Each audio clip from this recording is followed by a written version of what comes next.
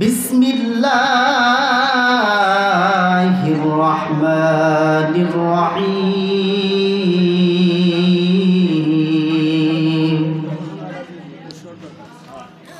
الذي خلق الموت والحياة ليبلوكم أيكم أحسن عملا وهو العزيز الغفور وقال رسول الله صلى الله عليه وعلى آله وسلم طلب العلم فريضة على كل مسلم أو كما قال عليه الصلاة والسلام صدق الله مولانا العظيم وصدق رسوله النبي الكريم ونحن على ذلك من الشاهدين والشاكرين والحمد لله رب العالمين সকলেই দরুদ ইব্রাহিম পড়ি اللهم صل على محمد وعلى آل محمد كما صليت على إبراهيم وعلى آل إبراهيم إنك حميد مجيد اللهم بارك على محمد وعلى آل محمد كما باركت على إبراهيم وعلى آل إبراهيم إنك حميد مجيد আলহামদুলিল্লাহ আল্লাহ তাআলা রব্বুল আলামিনের লাখ কোটি শুকরিয়া যে আল্লাহ সুবহানাহু ওয়া তাআলা আমাদেরকে রহমতিস সামিয়ানার নিচে জান্নাতের বাগানে আসা এবং বসার তৌফিক দিয়েছেন। আমরা সকলেই রব্বুল আলামিনের উপর শুকরিয়া আদায় করি, সকলেই বলি আলহামদুলিল্লাহ। লক্ষ কোটি দরুদ সালাম বিশ্বমাতার মুক্তির দূত সিরাজ মুনীর বাশীর ওয়া নাযীর রাহমাতাল লিল আলামিনের উপরে জনাব করিম সাল্লাল্লাহু আলাইহি ওয়াসাল্লাম মদিনাতুল মুনাওয়ারায় শুয়ে শুয়ে ইয়া হাবলি উম্মতি বলে বলে কাঁদতেছেন। ওই নবীর উপর দরুদ পেশ করি, সকলেই বলি সাল্লাল্লাহু আলাইহি ওয়াসাল্লাম। সম্মানিত হাজিরিন, আমি আপনাদের মাঝে কালামে পাক থেকে একটি আয়াত তেলাওয়াত করেছি। পয়গম্বরের হাদিসের মধ্য হইতে ছোট্ট একটি হাদিস তেলাওয়াত করেছি। আয়াত এবং হাদিসকে সামনে রেখে মালিক যেন জবান দেয় এমন কিছু কথা বের করে দেয় যেই কথাগুলো শূন্যওয়ালা বন্যওয়ালা, দুনিয়ায় শান্তি পরকালে মুক্তির ব্যবস্থা হয়ে যায়। সকলেই বলেন আল্লাহুম্মা আমিন। সম্মানিত হাজিরিন, আমি আপনাদের মাঝে যেই আয়াত তেলাওয়াত করলাম, আল্লাহ তাআলা রব্বুল আলামিন বলেন বিসমিল্লাহির রহমানির রহিম الذي خلق الموت والحياة ليبلوكم أيكم أحسن عملا وهو العزيز الغفور আল্লাহ তাআলা রব্বুল আলামিন বলেন আল্লাযী খলাক শব্দের অর্থ হলো সৃষ্টি। খলাকাল মাউত, আল্লাহ তাআলা রব্বুল আলামিন সর্বপ্রথম মাউতকে সৃষ্টি করলেন। খলাকাল মাউতা ওয়াল হায়াতা, এরপরে আল্লাহ তাআলা রব্বুল আলামিন হায়াতকে সৃষ্টি করলেন। যেহেতু আগে মাউতকে সৃষ্টি করলেন, এরপরে হায়াতকে সৃষ্টি করলেন, এই কথা দ্বারা বোঝা যায় অবশ্যই আমাকে আপনাকে এই দুনিয়া থেকে চলে যেতে হবে, এই দুনিয়া থেকে বিদায় নিয়ে চলে যেতে হবে। কিন্তু এই দুনিয়া থেকে বিদায় নিয়ে যাওয়ার জন্য এমন কি আমল করলাম, এমন কি পুঁজি গোছাইলাম, যে আমল নিয়ে মালিকের কাছে যাব, যেই পুঁজি নিয়ে আল্লাহ তাআলা রব্বুল আলামিনের কাছে দেখা দিব, এমন কি পুঁজি আমি আপনি গোছাইলাম। আল্লাহ তাআলা রব্বুল আলামিন বলেন ওয়া মা খলাকতুল জিন্না ওয়াল ইনসা ইল্লা লিয়াবুদুন, আমি আল্লাহ তাআলা রব্বুল আলামিন মানুষ জাতি এবং জিন জাতিদেরকে বানাইলাম একটাই কারণ, একমাত্র কেবলমাত্র মালিকের গোলামি করার জন্য। আর এই মানুষ যদি মালিকের গোলামি করে তাইলে মানুষ হতে পারবে। আর এই মানুষ যদি আল্লাহর গোলামি না করে তাহলে কিন্তু মানুষ হতে পারবে না। ও দুনিয়ার মানুষ শুনো, আল্লাহ তাআলা রব্বুল আলামিন আমাকে আপনাকে এই দুনিয়ার মধ্যে পাঠাইলেন, আবার দুইটা রাস্তা দান করলেন। আল্লাহ তাআলা রব্বুল আলামিন কালামে পাকের মধ্যে বলেন, ফারিকুন ফিল জান্নাহ ওয়া ফারিকুন ফিস সাঈর। সুবহানাল্লাহ। আল্লাহ তাআলা রব্বুল আলামিন বলেন, ও দুনিয়ার মানুষ, আমি আল্লাহ তাআলা রব্বুল আলামিন দুইটা রাস্তা দান করলাম। এক নাম্বার হলো ফারিকুন ফিল জান্নাহ, একটা হলো এই দিকের রাস্তা, ও ফারিকুন ফিস সাঈদ, আরেকটা হলো এই দিকের রাস্তা। আল্লাহ তাআলা রব্বুল আলামিন আমাকে আপনাকে এই দুনিয়ার মধ্যে পাঠাইছেন, আবার স্বাধীনতা দান করেছেন। আমি আপনি চাইলে জান্নাতে যাইতে পারবো। আবার আল্লাহ তাআলা রব্বুল আলামিন আমাকে আপনাকে জ্ঞান দিয়েছেন, এই জ্ঞান দিয়ে আমল করে আমি আপনি কিন্তু আবার জাহান্নামের আগুনের মধ্যে পড়তে হবে। এই জন্য দুনিয়ার মানুষ শোনো, এই দুনিয়ার মধ্যে যেহেতু চিরদিন বেঁচে থাকতে পারবো না, এই দুনিয়ার মধ্যে চিরদিন বেঁচে থাকবো না, যেহেতু অন্ধকার কবরে চলে যেতে হবে, এই কবরে যাওয়ার জন্য অবশ্যই পুঁজি গোছাইতে হবে, আমল করতে হবে। শুননাই তো ভাইরা আমার হাতের ডান পাশে হলো কবরস্থান। এই দুনিয়ার মধ্যে আমি এসেছি, ছোটবেলায় অনেক মুরব্বীদেরকে দেখেছি, আজ বেঁচে নাই। ও হাটপাচিল এলাকার মুসলমান, ও বাবারা, আমার মারা, ভালো করে শুনে নাও, বুঝে নাও। এই জামি আলকামা এখন আপনাদের মাঝে কথা বলতেছি, হয়তো এমন হইতে পারে এই কথা কিন্তু আমি আপনি কিন্তু আপনাদের মাঝে বলতে পারবো না। আল্লাহ তাআলা রব্বুল আলামিন আমাকে আপনাকে এই দুনিয়ার মধ্যে কোন কারণে পাঠাইলেন? ও দুনিয়ার মানুষ, যেহেতু আল্লাহ তাআলা রব্বুল আলামিন আল্লাহর গোলামি করার জন্য পাঠাইলেন, কিন্তু আমি আপনি সেই দুনিয়ার মধ্যে কি করলাম? অনেক লম্বা কথা, আমি লম্বা করতে চাই না, এক কথাই কথা শেষ করে দেই। যেহেতু আমাকে আপনাকে মরতে হবে, অবশ্যই মরণের জন্য সামান গোছাইতে হবে। ও হাটপাচিল এলাকার মুসলমান, কিন্তু ওই কবরে যাওয়ার জন্য এমন কি আমল করলাম, এমন কি পুঁজি গোছাইলাম, যে সময় কবরের মধ্যে আমাকে আপনাকে রাখা হবে, রাখার পর ফেরেশতা চলে আসবে।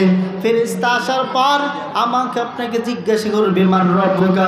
ও দুনিয়ার মানুষ, এই দুনিয়ার মধ্যে তোমাদের রব কে ছিল? মান রব্বুকা, তোমার রব কে ছিল? আমি আপনি যদি মান রব্বুকার প্রশ্নের জবাব দিতে পারি, তাহলে আমাকে আপনাকে দ্বিতীয় প্রশ্ন করা হবে।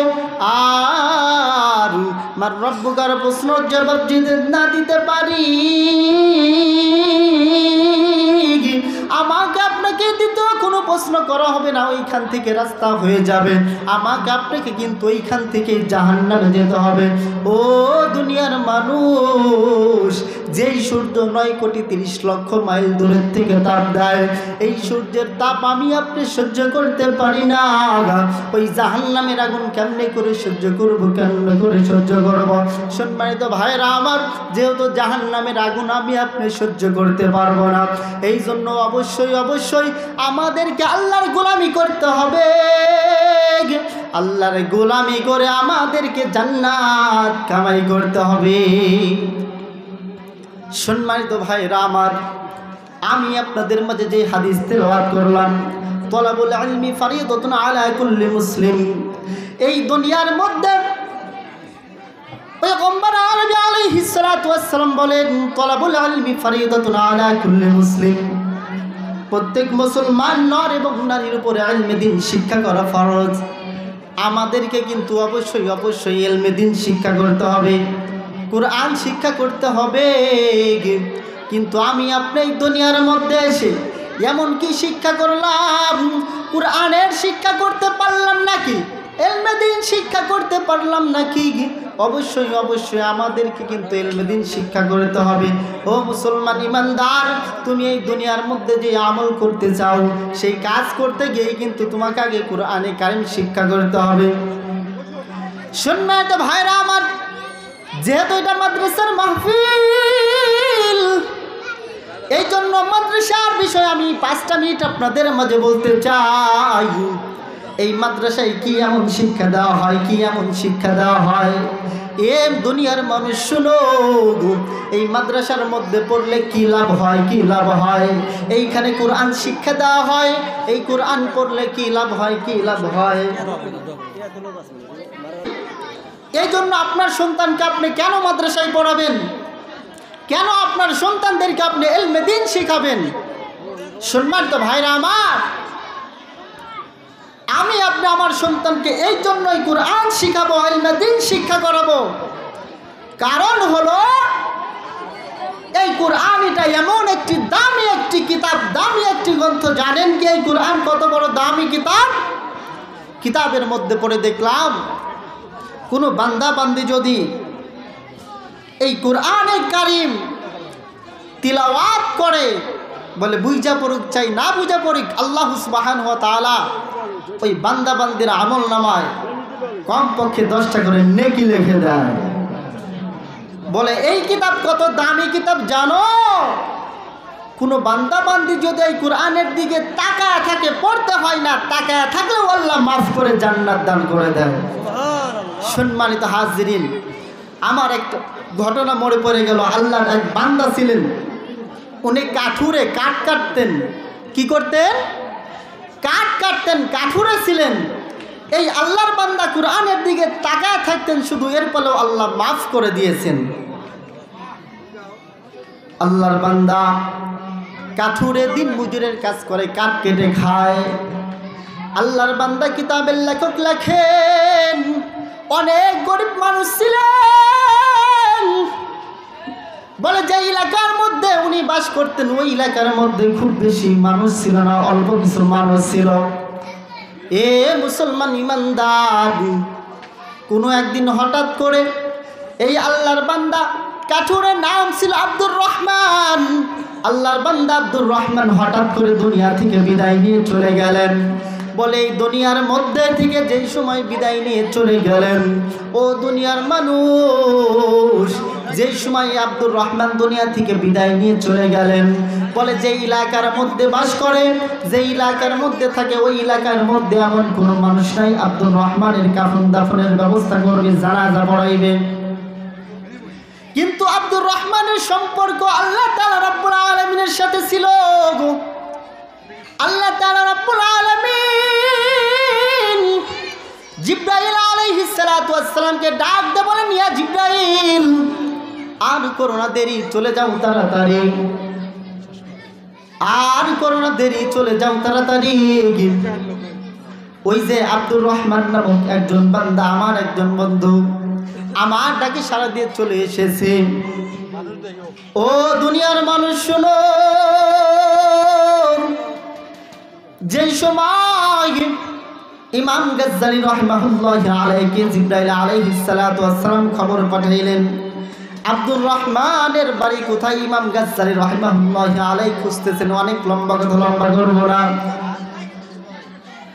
এবার ইমাম গাজ্জালী রাহিমাহুল্লাহ আলাইহি আব্দুর রহমানের বাড়িতে চলে আসলেন। আসার পরে দেখেন তার 2টা সন্তান ছিল, তার 2টা সন্তান শুধু বাবা বাবা বলে কান্না করতেছেন। আর তার স্ত্রী মালিককে ডেকে ডেকে বলতেছেন, ওগো মালিক, এই দুনিয়ার মধ্যে এমন কি কোনো মানুষ পাঠাও নাই যেই মানুষটা আমার স্বামীর জানাজা করবে, যেই মানুষটা আমার স্বামীর কাফন দাফনের ব্যবস্থা করবে। এমন কথা বলতে বলতে ইমাম গাজ্জালী রাহিমাহুল্লাহ আলাইহি এবার ওইখানে চলে গেলেন। লম্বা কথা লম্বা করব না। ইমাম গাজ্জালী রাহিমাহুল্লাহ আলাইহি নিজের গোসল করাইলেন, নিজেই কাফন পরাইলেন, এবার নিজেই কবর খনন করার জন্য চলে গেলেন।